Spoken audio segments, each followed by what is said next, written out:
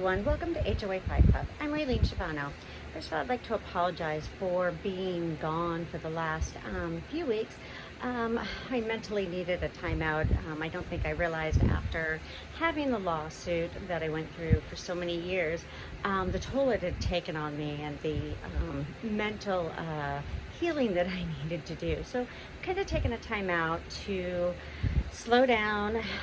The quarantine has helped with the COVID virus, so just trying to get things going for my videos so that I can help consumers fight the unethical and unconstitutional laws of condo associations and HOAs.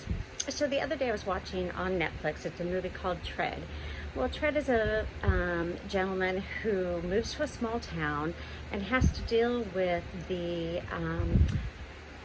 city council and the people that have lived there forever that had controlled the town, which for a lot of you, you won't understand that control that somebody has over you until you go through something like we did, where we had our property, we thought we owned it, we thought we had rights, we followed the CC&Rs, but the board didn't have to fight or follow those laws. So it was really, it took a toll on us. Well, in this movie, it shows this gentleman that was trying to do something with his business, and at the end of the day, he ended up losing his mind, not mentally, but just being so tired of dealing with something that he felt trapped in, and he felt that was unfair and couldn't get anybody to realize why he felt it was unfair. Well, I think a lot of us go through that because if you haven't been through an HOA lawsuit or haven't had to deal with a board, you won't know what it feels like. I know a lot of us go through lawsuits, or we might have something that happens with a board, like you get fined and the board drops it or whatever, and it's no big deal. When I went through this, I had a very vindictive board who had served for so many years, and I came in and ruined their empire. So they were taking money was going, we didn't even know where, and it just seems so crazy that the legislators would allow this, that the attorneys and the property managers. And what I found was that this is how the property managers make money. They need conflict. They need things to go wrong in your HOA. They need homeowners to get fined because this adds to their bill. And then you use the attorney for the HOA. That just costs money, so much money. And what I found was that the association was fining homeowners into foreclosure, which to me seems so unethical and so unconstitutional. We should have our homestead rights no matter what. But you don't realize that when you sign into a condo association or an HOA, you are signing away your homestead rights. You are allowing somebody else to have power of attorney over your home, and they can do whatever they want with it. They don't need to do due process in a lot of the states. They only give you the right to be heard by the board, not by a court, not by a mediator, not by a fair person. So if you're going through this, it seems so unfair that nobody will listen to you. You always have to remember that the board of the association pays those attorneys, pays those property managers, and those property managers and attorneys do not want anybody new on there that's going to threaten their position and take away their income. I was reading an association's bill, and the attorney fees for them for this year were $38,000. That was what they budgeted. Well, that's what my association was doing. They were spending $38,000, $26,000, $28,000 a year on attorneys. So do the math of what you have to pay.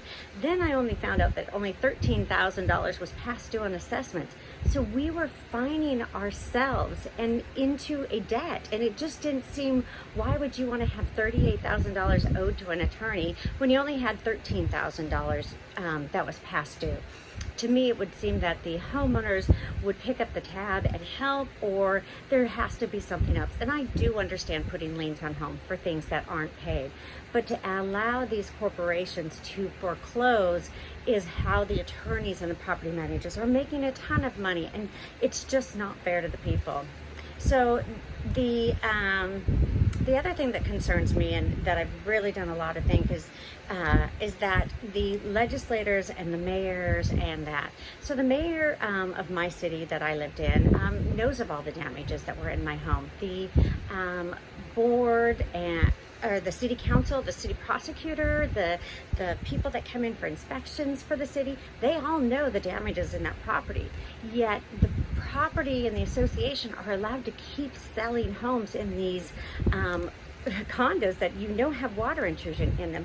So I think that we have to be very careful when we're purchasing homes, that you have to understand that condos are pre-approved by a lot of people. A lot of inspectors do not have to come out and inspect, or the appraisers do not come out to appraise these properties because they've been out there. They already know what the property looks like on the outside, or what the reserve studies are telling them. So you have to be very, very careful when you're looking at these kind of homes. And I think that after dealing with all this kind of stuff, I could have been pushed over the edge with this. I know my husband had a lot of, internal turmoil dealing with an association and a board that controlled our lives. We couldn't sell our home.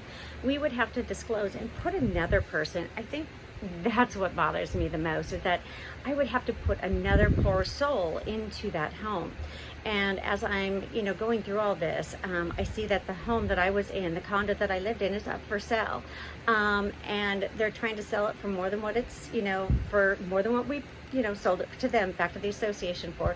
But they're trying to make a huge profit off of it, knowing that there's so many damages in that home. And I just have to question, what damages have been fixed? Did they just lay a floor and call it good and put the home up for sale? Did they fix the walls? Because there was water running down our walls. There was water running through our floors, ruining our, the concrete slab had moisture intrusion. And those aren't just my opinion. I have professionals of the association who actually did the testing. So they actually diagnosed the damages. The slider door was damaged. It wasn't, it was allowing water to run in through the walls. So for them to be able to fix that home and put it up for sale within 5 months, I don't think it's happened. Yeah, there's a lawsuit for a wind-driven rain claim by the association, but is it really going to help a new homeowner come in so the lawsuit, you win a couple $100,000 or even $1 million? That property has millions of dollars worth of damage, with the roofs not being up to code, the water intrusion issues that are there. And it wasn't just my home that had water intrusion. There are many homes that had water intrusion. The entire vinyl siding on the entire property has to be removed.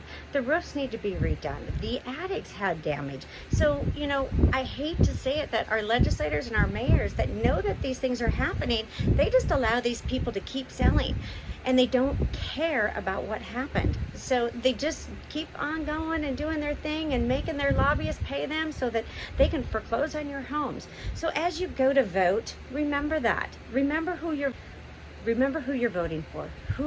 You need to have people that represent what you want.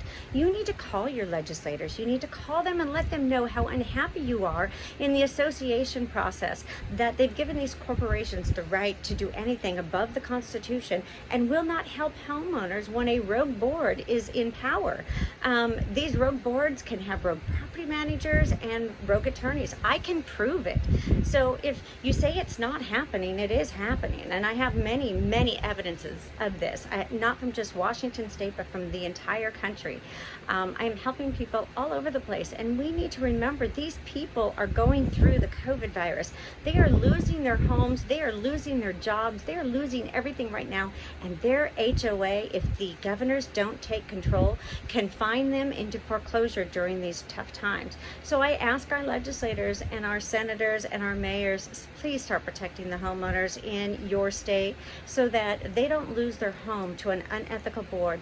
Don't make anybody go through what I had to go through, because people do lose their minds. They do feel like they are left with no options. And if you leave somebody with no options, people can't handle that. They have mental breakdowns because of that. The HOA, syndrome is very, very real. And for people that haven't gone through it, I'm so thankful you don't, and I hope you never do. Please don't buy into an HOA or condo association. Please, please, please. If you do, send me your CC&Rs before you buy so that I can tell you why I think it's unethical, and let you know what you're going to be up against if there is an issue of a rogue board. All right, I'll see you on the next one.